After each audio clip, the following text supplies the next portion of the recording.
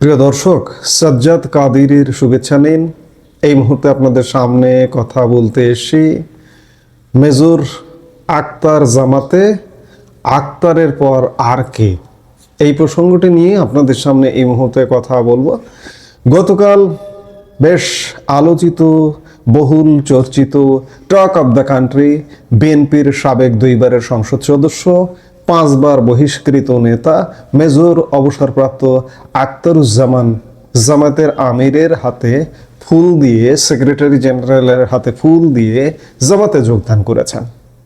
Major Akhtaruzzaman একজন বীর মুক্তিযোদ্ধা, যাদের বিরুদ্ধে যুদ্ধ করেছিলেন, যাদের বিরুদ্ধে অস্ত্র ধরেছিলেন, সেই পাকিস্তানিদের দেশীয় দোসর রাজনৈতিক দল জামাতে ইসলামে যোগদান করেছেন। মেজর আখতারুজ্জামান আসলে কে? মেজর আখতারুজ্জামান জামাতে যোগদান করাতে অনেকে অবাক হয়েছেন, আমি অবাক হইনি।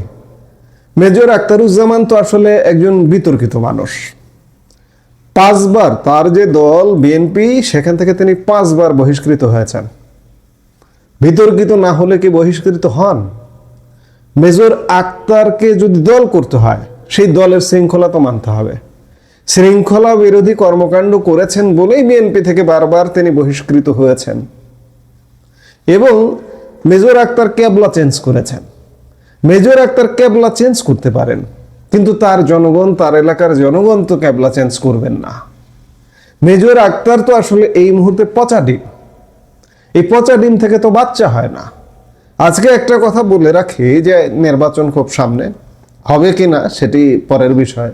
নির্বাচন যদি হয়, মেজর আক্তার যদি জামাতের প্রার্থী হিসেবে নির্বাচন করেন, ইলেকশন ইঞ্জিনিয়ারিং ছাড়া স্বাভাবিক নিয়মে যদি ভোট হয়, মেজর আক্তার আসলে জয়ী হবেন না। ইলেকশন ইঞ্জিনিয়ারিং হতে পারে, কারণ জামাতের হাতে যেহেতু প্রশাসন, সেহেতু ইলেকশন ইঞ্জিনিয়ারিং করে তাকে জিতিয়ে আনা হতে পারে। কিন্তু সত্যিকার অর্থে আমি আগেই বললাম যে মেজর আক্তার ক্যাবলা চেঞ্জ করতে পারেন, কিন্তু জনগণ তো ক্যাবলা চেঞ্জ করবেন না। তিনি একজন বিরাট মুক্তিযোদ্ধা, মুক্তিযুদ্ধের পক্ষে বিরাট কথা বলেছেন, সারা জীবন লেকচার দিয়েছেন, জামাতের বিরুদ্ধে বিষোদ্গার করেছেন, এখনো অনলাইনে ঘুরে বেড়ায় অনেক ভিডিও। জামাত ইসলাম অবশ্যই সন্ত্রাসী দল, কাজে সে জামাত ইসলাম সন্ত্রাসী করলে কিছু আসে যায় না। তারা রক কাটার দল, তারা রক কাটা দেশে শুরু করেছে। কাজে আমি অনুরোধ করবো বিএনপি নেতা কর্মীদেরকে, বিশেষ করে কটিয়াদীর পাখন্দি নেতা কর্মীদেরকে, সাবধান হন, জামাতের থেকে সাবধান হন। যারা জামাতের ঘাপটি মেরে আমার দলে আছে, তাদের থেকে আপনারা সাবধান থাকেন। যে জামাতের বিরুদ্ধে নানা রকম কথাবার্তা বলছেন, এগুলো তো আসলে বিভ্রান্ত করা, মানুষকে বিভ্রান্ত করা। তাকে মানুষ একভাবে দেখছে যে বিশাল মুক্তিযুদ্ধের পক্ষের একজন মানুষ, জামাত বিরোধী একজন মানুষ, সেই লোকটা জামাতে গিয়ে যোগদান করলেন। এটা কেমন হলো? এটি আসলে বিভ্রান্তি সৃষ্টি করারই একটা কায়দা কানুন। গতকালকে দেখলাম তিনি জামাতে যোগদানের পরে নানা রকম নিউ ন্যারেটিভ নির্মাণ করছেন। গতকাল 2-1 টিভি চ্যানেলের সাক্ষাৎকারে দেখলাম তিনি বলছেন যে জামাত আসলে যুদ্ধাপরাধী দল নয়। জামাতের জন্ম 80 সালে, এবং জামাতের যেসব নেতা, যে 71 সালে জামাত ছিল না, অন্য জামাত ছিল, পূর্ব পাকিস্তান জামাত আর বাংলাদেশি জামাত এক নয়, ইত্যাদি বিভিন্ন কিছু। এবং যারা যুদ্ধ অপরাধের দায়ে অভিযুক্ত ছিলেন, তাদের বিচার হয়ে গেছে, তারা করেছেন, কিন্তু এখনকার জামাত এগুলো করেনি, ইত্যাদি বিভিন্ন কিছু নিউ ন্যারেটিভ নির্মাণ করবার চেষ্টা করছেন।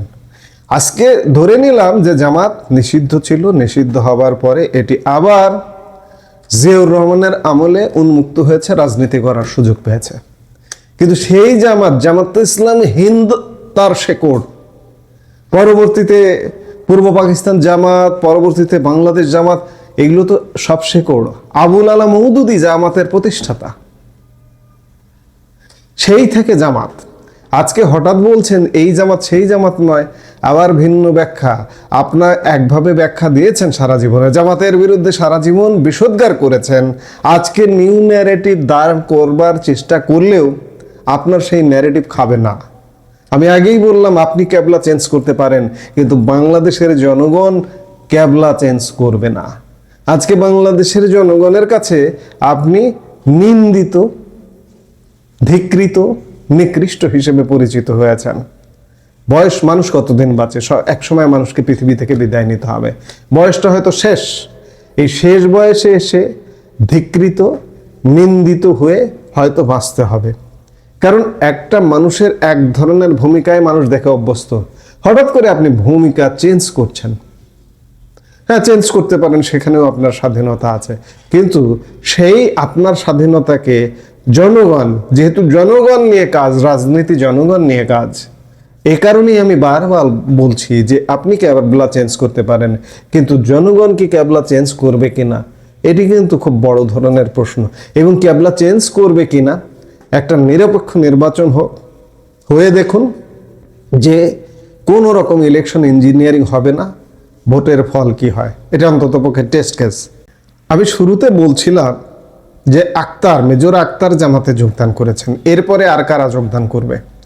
জামাত নানা রকম চমক লাগানোর জন্য রেডি আছে। নির্বাচন এখনো 2 মাস বাকি আছে। এই 2 মাসের মধ্যে চূড়ান্ত মনোনয়নপত্র দাখিলের আগ পর্যন্ত জামাত আরো নানা রকম ঘটনা ঘটাতে পারে, আরো নানা রকম আলোচিত বিশিষ্ট জনদের জামাতে টানতে পারে।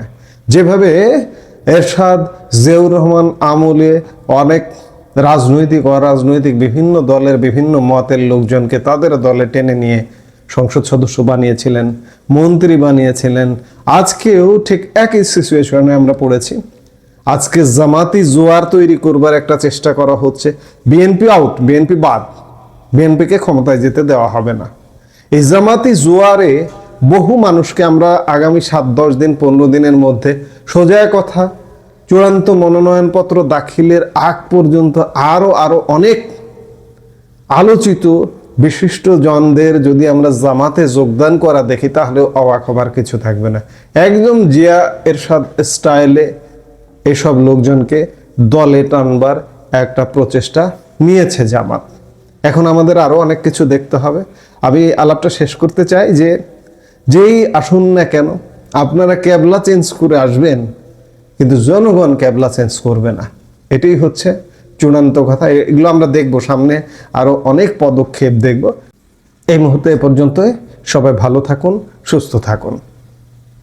আমাদের ভিডিওগুলো নিয়মিত পেতে সাবস্ক্রাইব করুন Sajjad Kadir and the legends YouTube channel এবং লাইক, কমেন্ট, শেয়ার করে সাথে থাকুন।